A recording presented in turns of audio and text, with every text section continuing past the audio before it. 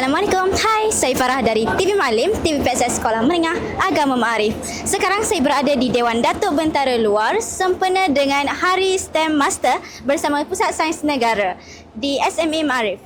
Pelbagai aktiviti yang telah diadakan untuk memupuk minat pelajar dalam bidang STEM seperti aktiviti menarik dan juga pameran-pameran sains. Jom kita saksikan apa yang ada pada hari ini. Negara yang diadakan pada hari ini.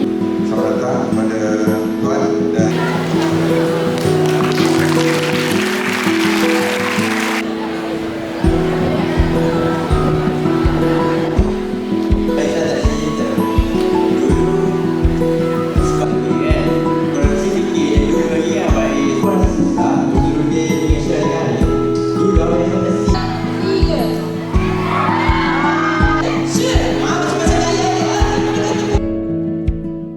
Boleh kongsikan tak permainan apa yang saudara dah main sekarang?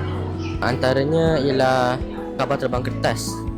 Kerana ianya boleh buat kita seseorang itu berfikir cara dan design yang kita perlu kita buat untuk memastikan kapal terbang tu menjadilah. Tak banyak, satu je dalam cabaran pesawat tengah tunggu you punya aktiviti lah.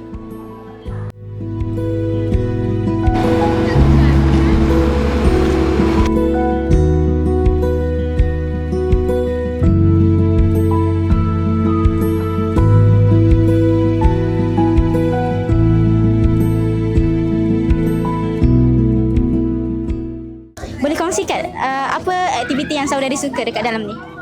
Saya suka bermain 2D dari 3D sebab yang macam cara faham lah kerana dia boleh jadi 3D tu.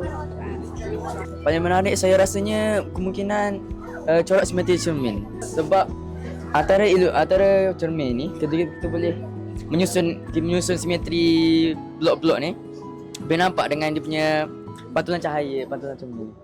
Semoga aktiviti seperti pada hari ini dapat diadakan lagi pada masa yang akan datang bagi melahirkan generasi yang berilmu, kreatif dan inovatif. Sekian, saya Farah bersara untuk TV Malim, TV PSS Sekolah Menengah Agama Maarif. TV Malim, ilhamku, inspirasiku. Bye-bye. TV Muallim, ilhamku, inspirasiku.